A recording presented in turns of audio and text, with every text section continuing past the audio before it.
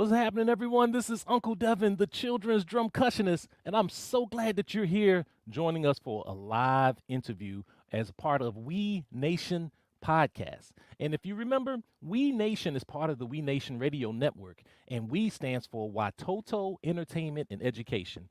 And Watoto is a Swahili word that means children. And so we bring you the best in family-friendly global beats for little feet, and you're going to hear some R&B, hip hop, jazz, reggae, calypso, DC go-go, and world music, all made and actually have a catering to those in the marginalized communities and in the black communities in particular. So thank you for being here, and I have an amazing guest that I want to share with you and bring forward. I'm not even going to waste any time because our guest was once the 2003 second runner-up to American Idol. But not only that, has gone on to create a fantastic career with helping artists and creating a platform to help artists reach their goals. And we're going to talk a little bit about that. But most importantly, she has a lullaby CD that you have to learn about, and we're going to be playing it on We Nation Radio, and we're going to share it with you today. Please help me in welcoming to the stage, listen to me, to the We Nation podcast, the one and only Kimberly Locke. Welcome to the We Nation podcast. Hi, Uncle Devin. Oh, it is an honor for to have you here, and in Thank fact, you.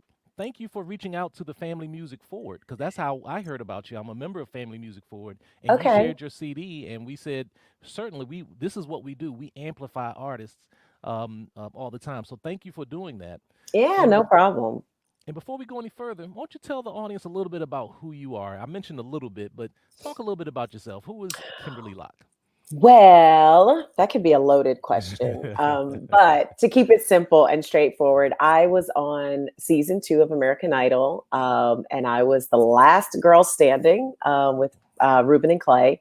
And that was back in 2003. So it seems like a long time ago. And after American Idol, it's American Idol is such an amazing platform. It just keeps going and keep going and keep going. So, I've done tons of singing, and it has definitely helped me to launch my singing career. And I've modeled for Lane Bryant, and then I became an independent artist, and it's just so many things that happened from American Idol. It was such a great experience, and now it's like, what are we, 18 years later? Wow. I'm still making music. I'm doing a lot of television. Right now I'm cooking with Emerald Yes. regularly. So that's a lot of fun. I do love that. It's probably like one of my favorite jobs. I can imagine because I love these shows. Absolutely. So yeah, I call myself, I like to refer to myself as the artist, the coach, and the cook. I'm an Mm, artist at heart. Like, that's my gift. That's what God ordained me with. And, I love to inspire and coach people and, help them to reach their goals and their dreams. And then, I love to throw down in the kitchen because I like okay. to eat. I also Right. like to eat. Right. Right. Well, it's impressive that you were a second runner-up to Stoddard and the others. And I think, Yeah. what American Idol does for artists is tremendous. So congratulations for even getting on the show. And let Thank me ask you you. this: when you went on there, remind the audience what was it that you were singing? What type of music were you focusing on? That's a really good question. So I've always kind of been the person that doesn't want to be pigeonholed or pinned into a genre. Hmm. Hmm. So on the show, I did a range of things. My audition song was Somewhere Over the Rainbow, which is from the Great American Songbook. And, Judy Garland and a lot of great people covered that song. And then I think one of the first times I got noticed, I did Band of Gold, which was, like a disco song back in the 70s by the wonderful Frida Payne. Hmm. And then, the second time I got noticed, like, I have these things bookmarked in my head. I sang Billy Joel, New York State of Mind, which is more jazzy. Mm. So I'm just kind of like, I love R&B soul, like, Hmm. Hmm. that's what I grew up listening to, Gladys Knight and Oh Patti yeah. LaBelle and Aretha Right. Franklin. But I do love a great standard, man. Like there's nothing Mm-hmm. like the Great American Songbook, and Those it's ballads, it. yeah. Yeah, I do. I love that. Yeah. There's something about that music that just Mhm. resonates with my soul. I remember when I was in college and I was at the University of Maryland, Baltimore County. But Morgan State Radio used to have some, and still do, some of the wonderful jazz music. But on Friday nights, they just played nothing but those old classic ballads of, I mean, King Yeah, Von and all. And to me, it was, I was amazed that I couldn't get other my classmates to really get into it, but I fell in love with it. me too. You know what? Yeah. It's so funny. Hmm. I when I was in college, boom, boom, boom. When I was in college, so I got exposed to that music. Do you remember like going to what do you call them? The CD clubs, like Oh Columbia yes. CD. Oh, That's how I absolutely. got exposed to that music. Same here. And they will start sending you stuff based on your recommendations or Exact, what and it have you. was awesome. It really It was really is. awesome. You know what? Somebody should come up with a Mhm. digital delivery Okay. of how to, because there's so much music out there and there's so many great Right. artists that never get heard. Right. Somebody should come up with somebody, not Yeah. me. That would be great That would because be in fun. fact, that's how I also gained a love for bossa novas. And so Mm, my father started me off doing, listening to all types of music from Dizzy yeah, Gillespie, to Perez Prado, to, I mean, so many. And so yeah. for me, growing up in this style of music was just great. And I need to share a message from my cousin, D. Hi, Williams. Dee. Said she That's loves you. Hey, great. D.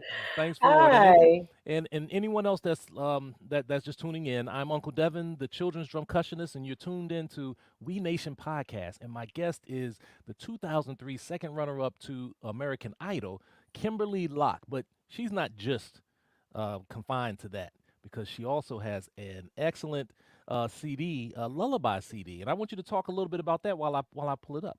Okay. Okay.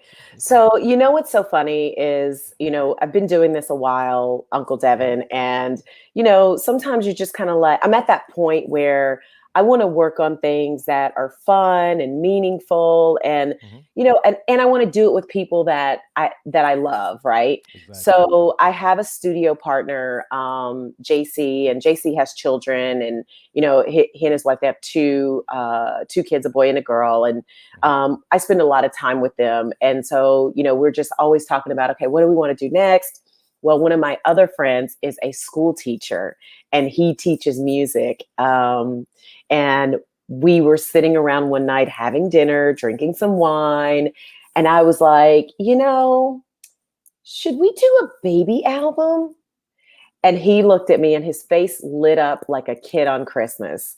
And he was like, I would love to do that. And that's literally how the Lullaby album came to be. And Right. so the fun part about it, Devin, is that Mike, who's my friend that I wrote it with, and Hmm. JC, but Hmm. Mike, who's the school teacher, he would take some of the songs to school and play Hmm. them for his students and get their feedback. And that Right. was probably the most fun right there. Right. Yeah, Yeah. absolutely. Yeah. And that's why I'm so glad to have you come and be a part of our Family Music Network because all of us have these amazing experiences, Yeah. and it's similar to just what you said. But there's Hmm. something special about those who focus on making music for children. I yeah. 100%. Hmm. Yeah. Absolutely. It's just to me is there. And so what I want to do is I want to share a little bit of your song if I have everything queued up correctly. And let me Okay. in this and you can find it. She has a dystrophy, disco. What's it called Distro Kid? Is that what they Yeah. call it? Yeah. Okay. So it's available on all your streaming services. I've been gifting it like crazy. So Yes. Yes. if you have a Yes. listener who wants me to gift the album, you pick one. I usually Okay. do it through iTunes. So if they have an iTunes Yes. library, I will Okay. shoot them off a free gift. I'll gift the entire Oh. album to them. Okay. Well, I will certainly do that. And since Dee Dee was Okay. the first one to log in, Dee Dee, if you have an iTunes account, I'll make sure Yep. that I'll get that over to you. That'd be But awesome. let's see if I can let me go back because I don't think I opened up the. I got to make sure I hit the sound so that we Okay. can hear it. Share sound and then go to discography. All right, you're listening to Uncle Devin on We Nation podcast. My guest is Kimberly Locke, and we're going to take a listen to just a short version of one of her songs. And I'll let her, in fact, I can't see which, I think this is You're My Baby. Yes.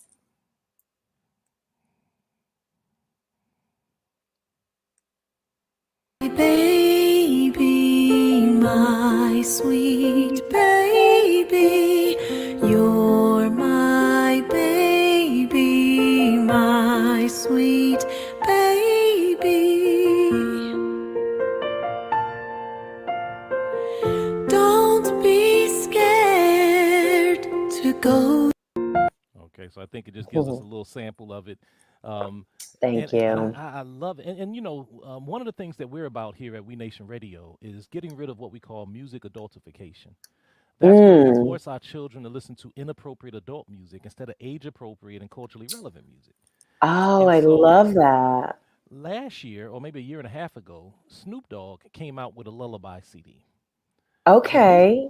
it was lullabies of his greatest hits. But for us, we say that that was the worst form of lullabies and what we call music adultification because some of the songs were sensual seduction. Drop It Like It's Hot. Mm. All they did was just take the Slowed lyrics it out and just down. and to me, somewhere we have to really elevate this genre. So that's why I'm so glad to be able to have you use your talents to be able to share that. Now, when you left, I mean, after your success with American Idol, and I know you began doing a number of different things, and you're on television now. Talk a little bit about your I Am Entertainment ventures and how you help other artists. So I Am Entertainment was, I was, it's, it's such a funny thing because I was literally driving down the road and I saw it like in my mind's eye, I Am Entertainment. And when I first started I Am Entertainment, I thought, you know what?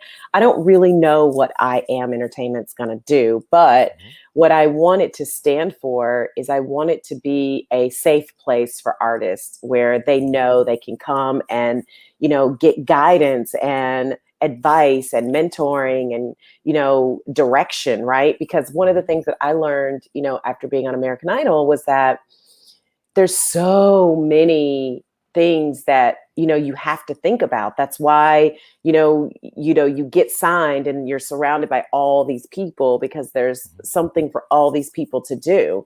Hmm. And as I was looking at the landscape of the world and seeing all the independent artists that were just evolving, it's like, okay, these are independent artists who own their music, and if they play their cards right, they don't have to give it away.